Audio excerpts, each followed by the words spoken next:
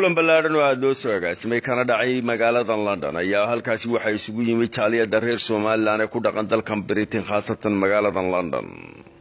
kulankaasi ayaa waxa laga wada hadlayay dhismo weyn oo ka dhismi doona magaalada Burco iyadoo oo dhismahaasi loogu talagalay inuu noqon doono dhowr waxyaalood oo isugu jira library ama meelaha buugaagga lagu akhristo, jimicsiga iyo meelo kale oo ay dhalinyaradu hadii jaraale isugu timaado kuna caawiso.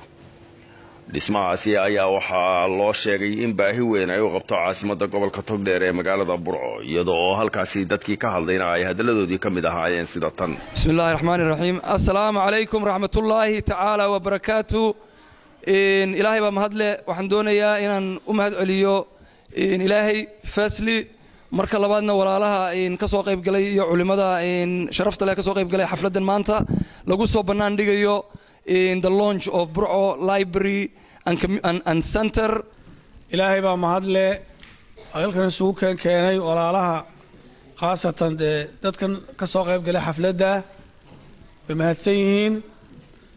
bacdallaahi dadka ayna soo casumay arrinta ay noogu yeedheen oo ah library ama maktabado la doonayo in lagu sameeyo charity ah oo la doonayo in la dhiso iyo project weyn iyo himada caaliga ee sareysa ee akhuuna Cabdullaahi Cabdiraxmaan iyo dadka ku taageersan dhamaantood waa ku mahadsan yihiin. waxaan runtii uun ku furayaa hadalka oo leeyahay Ilaahay wuxuu wa tacaawanu cala albirri wattaqwa. waxa Allah mahadiya subhanahu wa ta'ala inaynu maanta ku kulannay halkan ujeedo ama arin aynu rajaynayno insha Allah ta'ala in uu khayr ku jiro, innagana waxtarkeena khayr ku jiro, cidda aynu wax u taraynana aynu rajaynayna inuu nafci adduunyo iyo mid aakhiraba ugu jiro.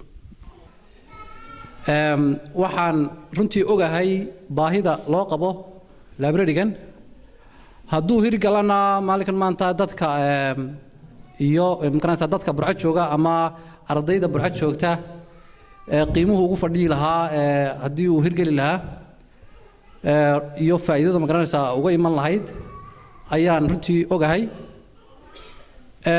runtii waa bilow fiican. waxaan rajaynayaa inuu noqdo library guuleysta oo imkaanaysa indhaha dadka reer Burco iyo reer Somaliland iyo ummadda Soomaaliyeed wixii daneynayaba ee islaamka aba ay u soo jeestaan.